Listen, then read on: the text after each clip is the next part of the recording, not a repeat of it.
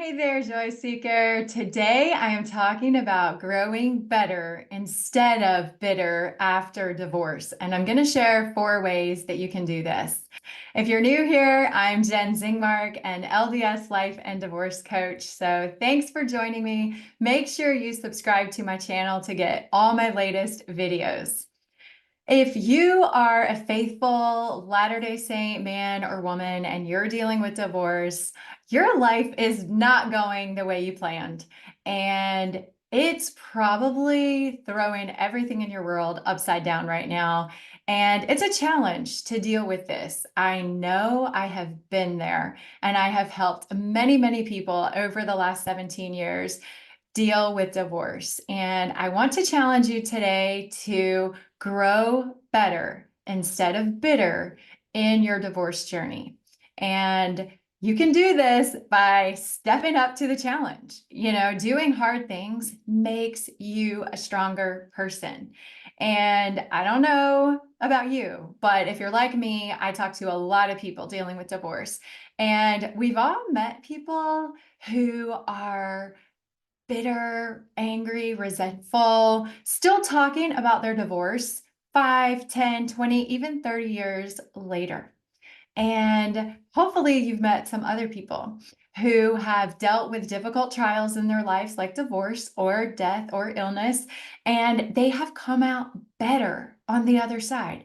They're more compassionate, more kind, more caring. You can tell in their personality and their attitude, everything about them is a little softer and gentler and kinder because of this difficult challenge. And I want to help you be better because of your divorce journey. So why? What is the difference? How come some people get bitter and resentful and other people become better? The obvious answer is life is what we make it. It is up to each of us to learn and grow from our life experiences. And it's up to us how we react to the difficult things we face.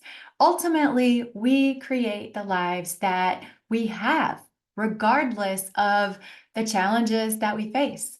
And creating a beautiful life is hard. Whether you go through divorce or not, whether you deal with illness or the death of someone close to you, life is hard. That's the way it's supposed to be. So plan on it being hard.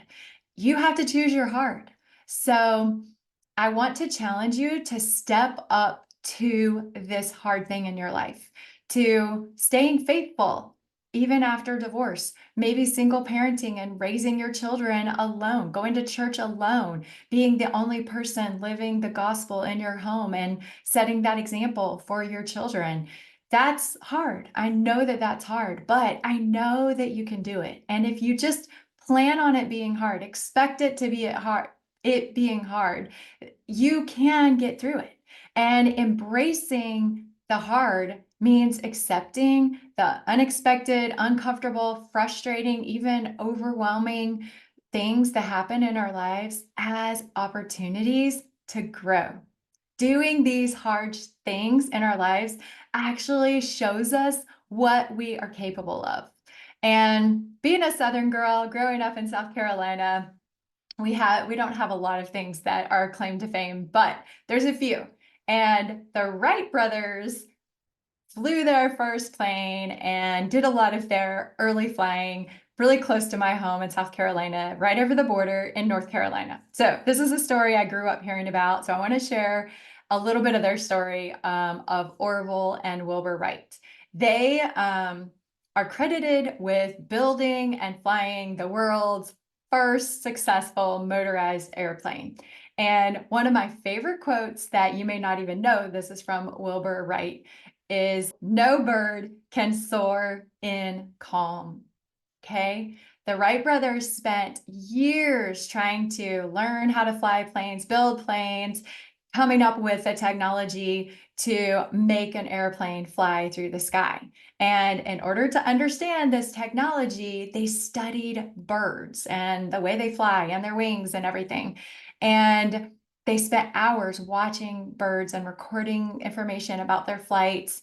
And one of the amazing breakthroughs that they realized was that the birds needed the wind to give them the lift to allow the air to fly under their wings. And birds and airplanes are not the only things that need moving air, that need wind for us to soar. People also thrive, and we can reach our highest highs after overcoming our lowest lows when we face really strong, hard winds like divorce.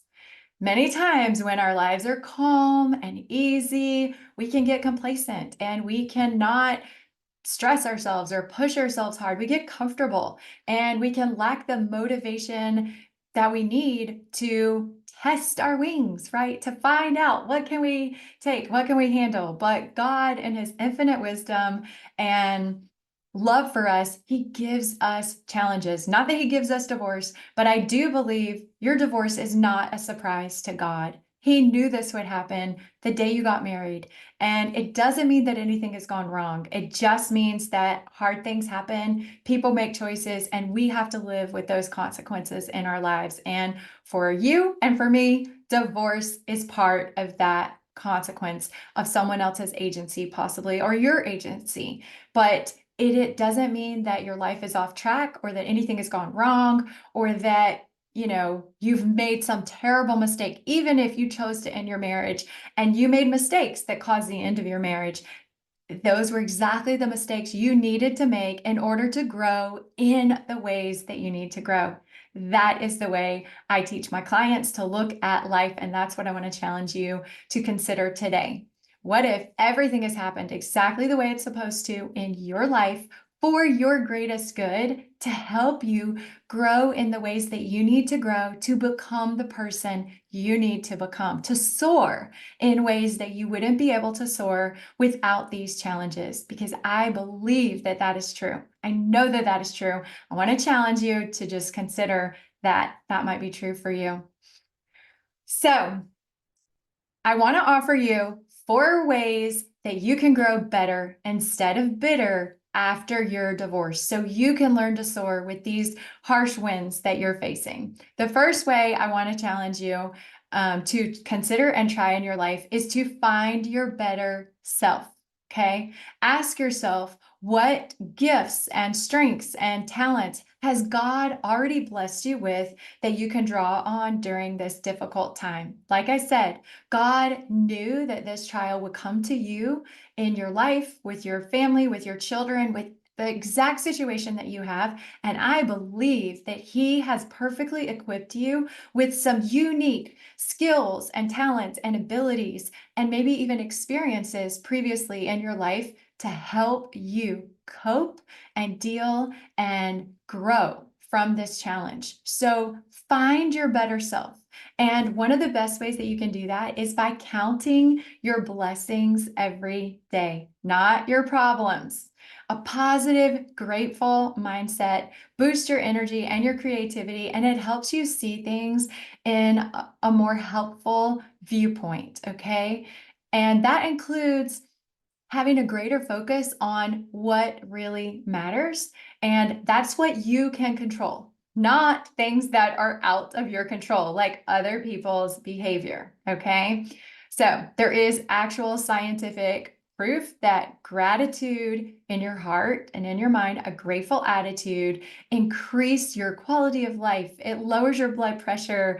It helps you enjoy your life more. It increases your mood, reduces anxiety. It actually reduces aches and pains in your body. Gratitude allows you to celebrate and appreciate the present, and it actually blocks toxic chemicals that are released in your body when you experience high levels of anxiety and stress. And it also strengthens social connections when you're looking around at other people and you're grateful for them in your life, the good people that are with you. So I want to challenge you. The first way to grow better in divorce is to find your better self. And part of that, being grateful is part of it. Another part of it is taking better care of yourself. physically and mentally, especially during these stressful times. Make sure you're getting enough sleep and eating a healthy diet and getting fresh air every day and getting exercise, okay? Just take care of yourself. Find your better self. That's number one. Number two, see better in others, okay? I want to challenge you to look outside yourself and reach out and expand and connect with new people. Expand your circle and reach out to the resources that you have available, to your ward family, to your neighborhood friends, to your community, and connect with new people. We all need friends and support systems in our lives. And when you lose your spouse, that closest person to you, when you no longer can count on them and rely on them, it's lonely and it makes it feel extra difficult. So you need new relationships. You need to connect with new people. This is an important time to build your support system. I like to say, find your tribe, recruit your crew. You need to connect with new people. And if you're not in my Facebook group, Find the Joy with Jenn community, make sure you join that. It's a free support group for men and women dealing with divorce. It's a great place to connect with other faithful saints who are going through the same challenges you are. So I will have that linked with this video. Make sure you do that. And I want to challenge you to get out of your comfort zone, do new things. That could include taking a class, joining a book club, starting a hobby or picking up an old hobby, writing in your journal, exercising, reading your scriptures, reading uplifting books, spending time with your pet, and of course your children. All of those things are shown to reduce anxiety also, but they're going to help you get out of yourself. Okay, that's the way to grow better. You have to stop thinking about and obsessing about what is going on in your life and connect with other people. Okay. Comparison is the thief of joy. There's no green grass out there, friends.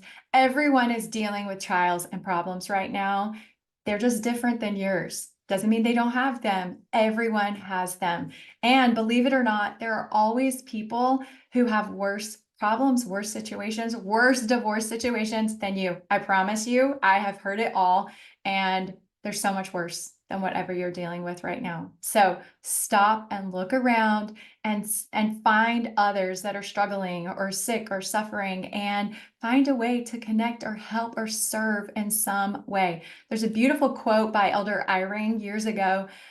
He said that we will discover as we lift another's burden, even a little bit, that our backs are strengthened and we sense a light in the darkness of our own world. And I know that is true. So I want to challenge you to look out and connect with other people. Number three, look to God for better. Whether you have been close to Heavenly Father in your past or not, whether you feel like you're close to Him now, He is waiting with open arms to connect with you and help you through this difficult struggle to get through your divorce. And I know that He can help you in ways that no one else can. He can help you strengthen your faith in Him, grow, deepen those spiritual roots, and grow stronger through your divorce journey. Okay, that is what's happened for me, and I have helped many other people do that. And I know that in our darkest times, our deepest struggles, He is always there waiting for us to reach out to Him. So I want to challenge you to look to God to grow better. And number four, get better moving forward. Even when we're burdened with the trials of our life, dealing with divorce, we can choose to press forward and focus our attention on our future and look forward with faith, hope for better in the future, right? It's possible. Your future life is what you decide it will be today. You're actually creating your future life right now. So whatever you're doing today is building and creating the life you're going to have in the future. So I want to challenge you to get better moving forward. The discomfort of doing hard things is the price you pay for success. Okay. Hard is not a reason not to do something. It is the exact reason to do something important, to work hard for it, to stay strong and faithful for your children, to be that anchor in this storm for them and show them that you can persevere when life gets hard. So I want to challenge you to get better moving forward. So, the 4 practical ways that you can grow better instead of bitter in your divorce journey are to find your better self, count your blessings every day, and take better care of your mind, your body, and your spirit. Number 2, see better in others. Okay? Don't judge and expand your circle. Do new things to connect with new people. You are not alone in this journey. Number 3, look to God to become a better version of yourself, and He will help you as you trust Him during this difficult time. And number 4, get better moving forward. Choose to make your future better than your past. This hard part of your life is going to make you stronger. And do you know what happens when you get better at doing hard things? Then you get to be a stronger person. You are better at doing hard things. So when the next hard thing comes up, you know, I can handle that because I can do hard things. That feels really good. It's something that you should be proud of. It's a good example that you can set for your children, that you're not afraid of hard things, that you're willing to persevere and stay faithful during those hard things. You can do it. You can grow better in your divorce journey. And as I always like to say to my clients, and I believe for myself, just like Esther in the Bible, realized that possibly she was saved for just such a time as this, for the exact moment she had to deal with a difficult situation. I believe you are saved and prepared for this difficult moment that you're in right now, that God has helped you and prepared you in ways that you will realize as you go through it, and that He is here helping you right now. As you look to Him and trust Him and deepen your faith, He will help you rise to this challenge and grow better in your divorce journey. You are perfectly suited and capable to handle it as you decide to learn from it and grow better because of it. So I believe in you. I know you can do this, so you can believe in yourself. I want to challenge you to know that that is possible, that you can grow better in this challenge. I know you can do it. I'm praying for you to do it. I'm here to help you do it. See you next time.